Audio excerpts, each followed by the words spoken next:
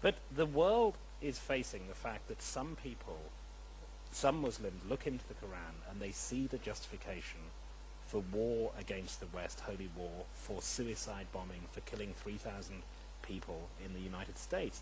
They say they do that because of the Quran, because they are Muslims. Well, there are people that kill doctors performing abortions in the United States, and they do it because they read the Bible. There's Jewish zealots. Baruch Goldstein went into a mosque and killed all of these. Absolutely. I mean, yeah, we I'm have not saying it's a rabbinical student killed rabbin. I mean, religion goes wrong. We have insane secular people going out, and we had a man in our country who took young boys and ate them. I mean, there's crazy people all over the place. So if you're going to take a handful, and it's a small number of people, don't forget, who unfortunately have been quite spectacular. with huge consequences. With huge consequences, absolutely, but that's why those of us who represent the bulk of Muslims, of Christians, of Jews, we have an immense responsibility. We have an immense responsibility. Those people, extremist groups, have always been around. The Sakurai of the zealot period of Jewish history used to go around, and they were suicide bombers. Samson, he killed himself and brought the temple down, and there were innocent people killed that St. Thomas Aquinas, St. Augustine, and Milton dealt with as a theological problem. Was Samson a martyr, or was he not? I mean, they saw it as a theological problem. So these are problems. They're not going to go away. Welcome to planet Earth. I mean, welcome to the world. These problems aren't going to go away, but we have to deal with them.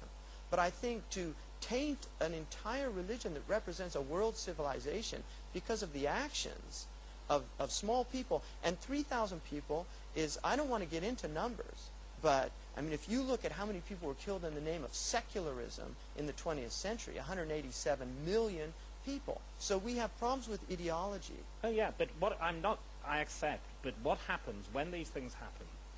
Christians have to ask themselves why some people use it to kill abortion doctors. Catholics have to ask how it leads to the IRA, all of that. What you have to ask is, anyone has to face this, is what do they find in your religion that justifies this? Well, I think that you can justify anything you want with religion. I mean, one of the things about religion is it's not falsifiable, as Karl Popper would have it.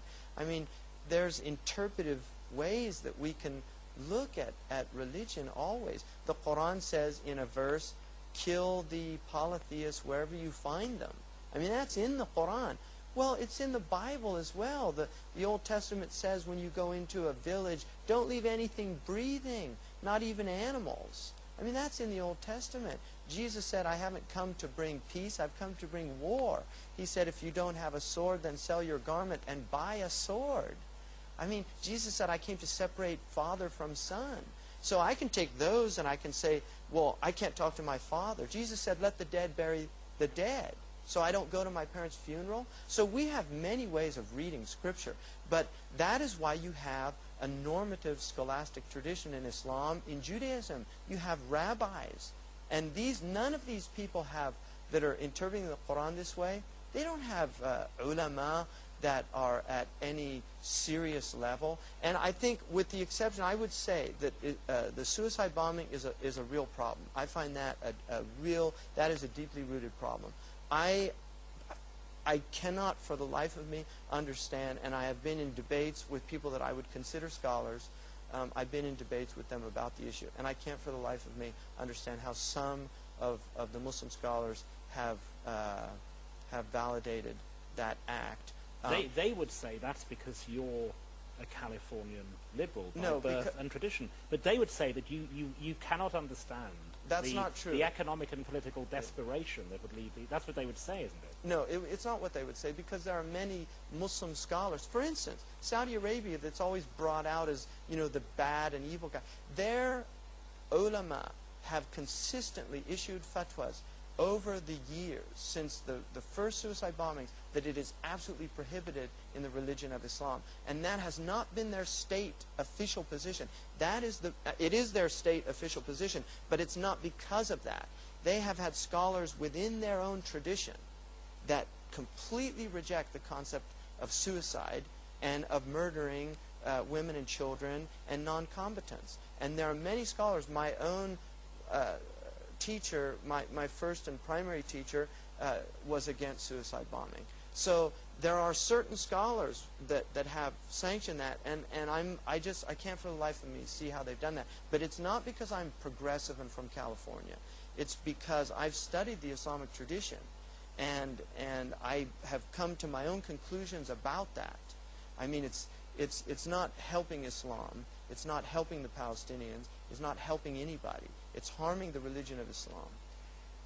You've made clear absolutely clear your condemnation of September 11th, the suicide bombers, but when, 2 days before that, when you said in a speech, this country is facing a terrible fate, the reason for that is that this country, America, stands condemned. What did you mean by that? I was actually speaking, I really was speaking, I was actually quoting some verses of Quran, and I didn't say fate, I said tribulation. And I said, in the same speech, I said the tribulation is actually already here if people look deeply enough. And I was talking about just the overall moral decay of our culture and society, the breakdown of families, the breakdown. It just. What was about what? Gay marriages, Hollywood, what? I would just say we have some of the highest rates of depression. We have some of the highest rates of divorce. Our young people are really suffering. I really believe that. I did not in any way mean. It just happened to be right before September 11th. If I would reiterate that, I would say the entire world is facing an immense tribulation. I mean, I feel it in my bones. I just feel like we have ignored so much of what we should be focusing on as human beings, that when armaments and drugs are the two largest industries on the planet, I think something's very seriously wrong with the human project. So that's really what I'm talking about. I have never condoned violence ever in the name of Islam. When I've spoken about jihad, and I have, and I believe in jihad, I have always understood jihad to be the highest principle of struggle against what's wrong in the world. I've never understood it to mean the violent use of indiscriminate violence against innocents and civilians and things like that. I've understood it to be a spiritual struggle within the heart, as well as a social struggle in activism and martial struggle when it is appropriate.